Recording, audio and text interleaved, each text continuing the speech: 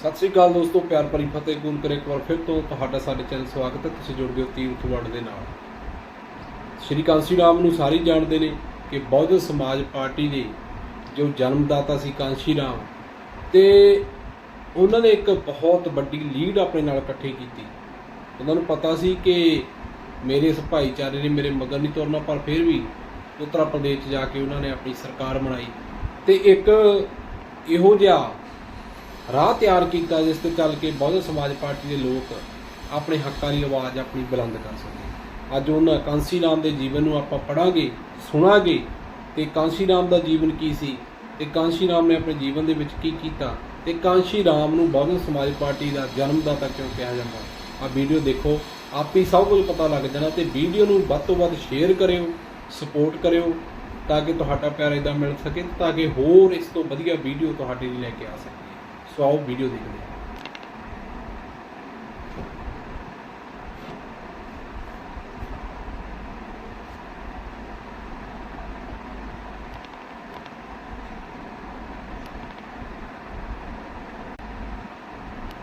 परिवार में हुआ। आदरवश लोग उन्हें साहब या मान्यवर कहते हैं। कांशीराम की शुरुआती शिक्षा शासकीय प्राथमिक शाला मिल्कपुर पंजाब में हुई। उस जमाने में अधिकांश दलित विद्यार्थियों की तरह उन्हें भी अपने अध्यापकों के हाथों भेदभाव का शिकार होना पड़ा। दलित विद्यार्थियों को एक अलग मटके से पानी पीना पड़ता था। जातिगत भेदभाव और तरह तरह की मुसीबतों का मुकाबला करते हुए भी उन्होंने पढ़ाई में सफलता प्राप्त की और सन 1956 में रोपड़ के सरकारी कॉलेज से बीएससी की डिग्री हासिल की। भेदभाव की इन घटनाओं से कांशीराम काफी आहत होते थे। एक अन्य घटना जिसने उन पर गहरा असर डाला वो थी एक बड़े अधिकारी का उनके पिता के साथ व्यवहार। कांशीराम ने स्वयं इस घटना का वर्णन किया था। बकौल कांशीराम, जब मैं स्कूल में पढ़ता था तब एक दिन मेरी माँ ने मुझसे मेरे पिता को खाना पहुँचाने के लिए कहा। वे उस समय रोपड़ कनाल गेस्ट हाउस में बेगार कर रहे थे। मैंने खाने की पोटली ली और गेस्ट हाउस के लिए निकल पड़ा। उस दिन बहुत गर्मी थी और जब मैं गेस्ट हाउस पहुंचा तो मैंने देखा कि मेरे पिता पसीने से लथपथ थे।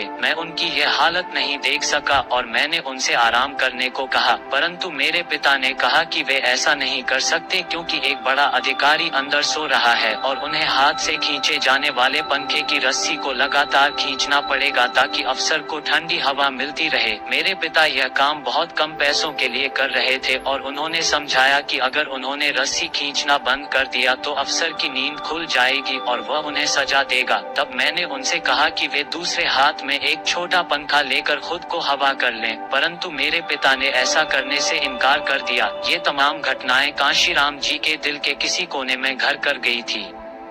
अपने युवावस्था में कांशीराम अन्य युवाओं की तरह ही सपने देखा करते थे। वो अपने गांव में कुश्तीबाजी के चैंपियन थे और सतलज नदी को तैरकर पार कर जाते थे। कांशीराम फिल्मी हीरो बनना चाहते थे। वो बराबर फिल्मी पत्रिकाएं पढ़ा करते थे। यही वजह रही कि उन्होंने मुंबई के नजदीक पूना में एक ऑर्डिनेंस फैक्ट्री में नौकरी कर ली। लेकिन यही उनके ऑफिस में साथ काम करने वाले चतुर्थ वर्ग के कर्मचारी दिना भाना के साथ घटी एक घटना ने कांशीराम के जीवन की दिशा बदल दी। असल में दिना भाना ऑर्डिनेंस फैक्ट्री के अधिकारियों से अंबेडकर जयंती के दिन छुट्टी मांग रहे थे। दिना भाना ने इसके खिलाफ आवाज उठाई, जिस पर कंपनी के अधिकारियों ने उन्हें निलंबित कर दिया। दिना भाना के दलित समाज का होने की वजह से कांशीराम जी का उनसे जुड़ाव था, जिसकी वजह से वो दिना भाना के पक्ष में खड़े हो गए। हालांकि तब कांशीराम जी डॉक्टर अंबेडकर और उनके मिशन से नहीं जुड़े थे, इसलिए उनके मन में एक बात खटक रही थी कि आखिर क्यों डॉक्टर अंबेडकर की वजह से दिना भाना ने कंपनी मालिकों से लड़ाई मोल ली और अपनी नौकरी दांव पर लगा दी। उन्होंने दिना भाना से डॉक्टर अंबेडकर के बारे में पूछा। इस पर दिना भाना ने कांशीराम को डीके खापर्दे से मिलवाया। खापर्दे ने कांशीराम को अंबेडकर के बारे में जानकारी नहीं होने को लेकर आश्चर्य व्यक्त किया और बताया कि अगर डॉक्टर अंबेडकर न होते तो उन्हें यह नौकरी नहीं मिली होती। उन्होंने कांशीराम को बाबा साहब डॉक्टर अंबेडकर द्वारा लिखित पुस्तक एनिहिलेशन ऑफ कास्ट पढ़ने के लिए दिया। कांशीराम इस पुस्तक को पूरी रात बार बार पढ़ते रहे।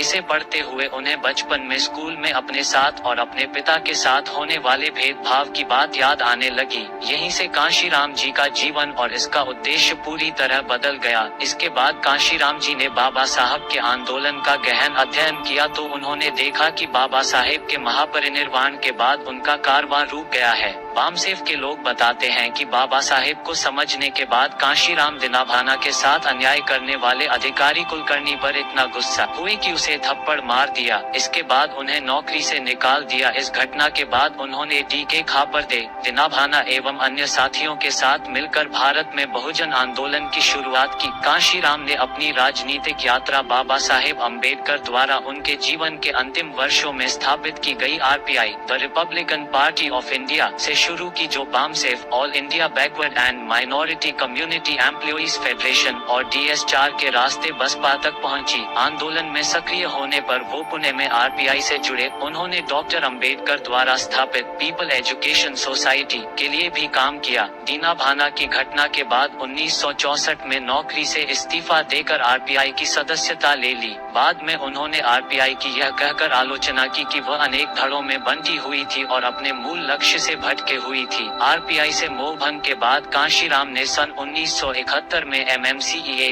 माइनॉरिटी कम्युनिटी एम्प्लॉइज एसोसिएशन का गठन पुणे में किया। बाद में इसी संस्था का नाम बदलकर उन्होंने बामसेफ कर दिया। इसी बीच उन्होंने यह तय किया कि वो कभी अपना घर नहीं बसाएंगे और उनकी कोई संपत्ति नहीं होगी। उन्होंने अपने माँ बाप को चिट्ठी लिखकर इस बारे में अवगत करा दिया और जीवन के आखिरी वक्त तक इस वचन का पालन किया। कांशीराम का सबसे प्रमुख पक्ष यह रहा कि अपने सार्वजनिक जीवन की शुरुआत से ही वो दलितों, पिछड़ों और अल्पसंख्यकों सभी को साथ लेकर चलने की बात करते रहे। वो बहुजन समाज की बात करते रहे, जिसमें समाज के 85% लोग शामिल थे और उन पर 15% लोग शासन करते थे। उनके द्वारा गठित DS4 ने 3 कामों के जरिए लोकप्रियता हासिल की। पहियों पर अंबेडकर मेले का आयोजन, 3000 किलोमीटर तक साइकिल रैली एवं जनता की संसद का गठन करना। 80 और 90 के दशक में उनका व्यक्तित्व अनबुझ पहेली की तरह रहा। 90 के दशक के बाद उन्होंने भारतीय राजनीति को अकेले दम पर एक नई दिशा दी। उन्होंने गरीबों, मजलूमों, अशिक्षितों, ग्रामीण अंचल का एक ऐसा आंदोलन खड़ा किया जो पढ़े लिखे शहरी तथा पूंजीपतियों द्वारा समर्थित दलों को मुंह चिढ़ाते हैं। मान्यवर कांशीराम का व्यक्तित्व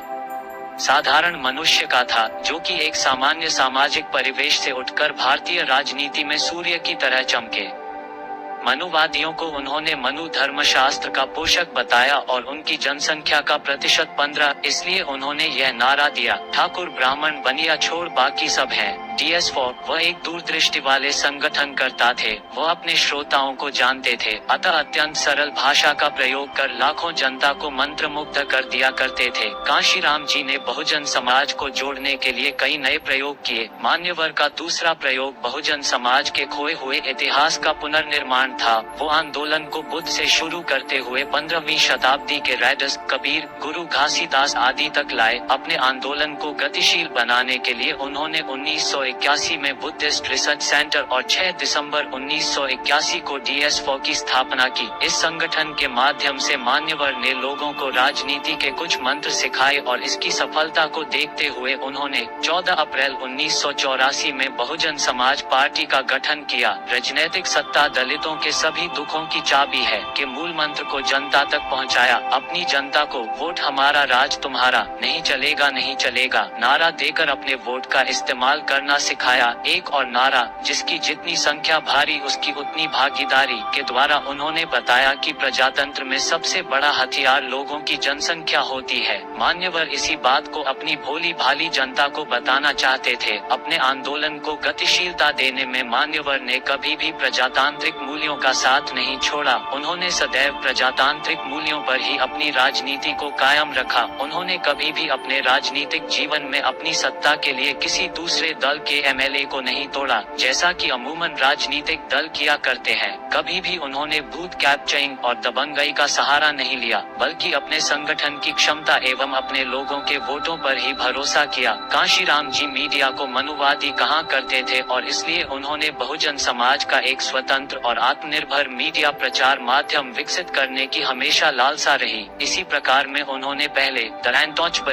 मासिक पत्रिका निकाला, फिर अ प्रेसिड इंडियन मासिक पत्रिका निकाली। इसके पश्चात उन्होंने बहुजन टाइम्स प्रकाशित किया। लगातार 22 सालों तक बहुजन संगठक हिंदी साप्ताहिक का प्रकाशन किया। उन्होंने एक किताब द चमचा एज एन एरा ऑफ स्टूजेस चमचा युग कठपुतलियों का दौर लिखा जो 1982 में प्रकाशित हुई। यह पुस्तक पूना पैक्ट 1932 की 50वीं वर्षगांठ के अवसर पर प्रकाशित की गई थी। कांशीराम से लोगों को काफी उम्मीद थी। लोगों को यकीन होने लगा था कि बाबा साहब डॉक्टर अंबेडकर का सपना कांशीराम पूरा करेंगे। बाबा तेरा मिशन अधूरा कांशीराम करेंगे पूरा। सरीखे कुछ नारे इस तथ्य को प्रमाणित करते हैं। हर पार्टी और सरकार को कमजोर बनाकर उन्होंने दलितों की वास्तविक स्वतंत्रता और स्वाभिमान के सवाल सभी दलों के लिए अनिवार्य बना दिए। उनका सीधा कहना था कि अधिकार लेना है तो सत्ता छीनी पड़ेगी, बाबू साहब का दम तोड़ना पड़ेगा, उनको गाली देनी होगी। इसी आत्मविश्वास का नतीजा था कि दलित समाज की सोच बदली और उन्होंने सत्ता में भागीदारी का कायापलट की। एक बार उन्होंने उत्तर प्रदेश पर अपना ध्यान केंद्रित करने के सवाल को स्वीकारते हुए कहा था, मैं उत्तर प्रदेश पर अपना ध्यान इसलिए केंद्रित कर रहा हूँ क्योंकि वो ब्राह्मणवाद का पालना है। अगर भारत को एक पुरुष के रूप में देखें तो उत्तर प्रदेश उसकी गर्दन है।